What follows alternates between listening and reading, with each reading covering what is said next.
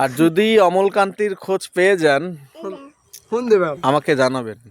ঠিক কতটা দিন পরে এমন সময়ে বিকালে বাহিরে বের হয়েছি তা বলা যাবে না, সেটা মনে করো একটু কষ্ট হচ্ছে আমার জন্য।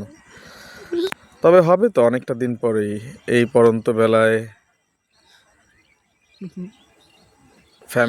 ফ্যামিলি বলতে বাবুকে নিয়ে বের হয়েছে। সায়ন আর এই জায়গাটায় কোথায় সায়ন? সায়ান আর অপ্পু। তো এই হচ্ছে আজকের পড়ন্ত বেলার মুহূর্ত। হাই শুভেচ্ছা বদন।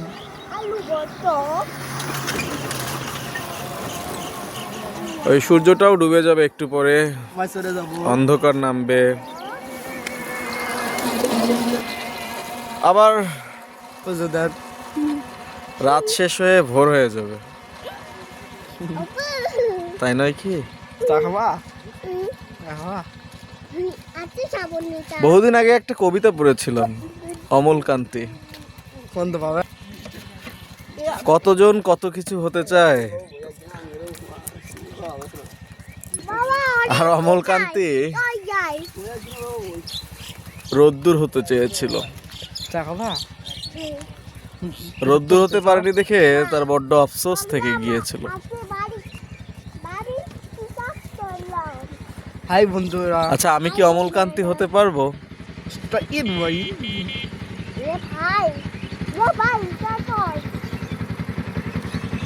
হাই বন্ধুরা, শুভেচ্ছা স্বাগতম। ব্যাপারগুলো বেশ জটিল। অমলকান্তি হতে পারি আর না পারি, তবে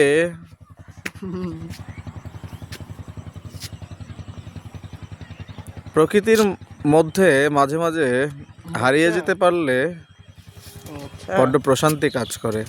হ্যাঁ, 037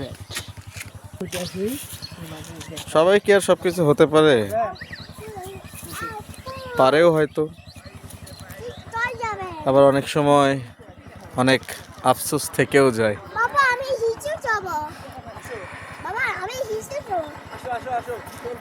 তো এই হচ্ছে বিষয়, আফসোস হয় না, বুঝলেন? মানে কোনো কিছু নিয়েই আফসোস হয় না।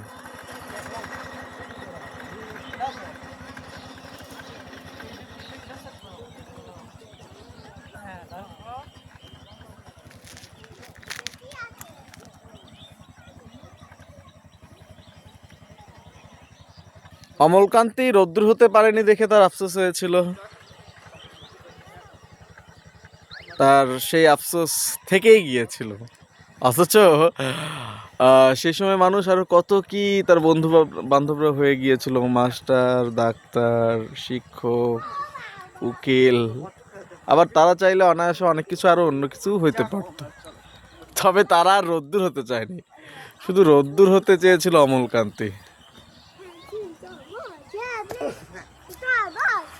এমন বেলায় এসে অমলকান্তির কথা বড্ড মনে পড়ছে। আসসালামু আলাইকুম। আচ্ছা, তো এই হচ্ছিল মুহূর্ত।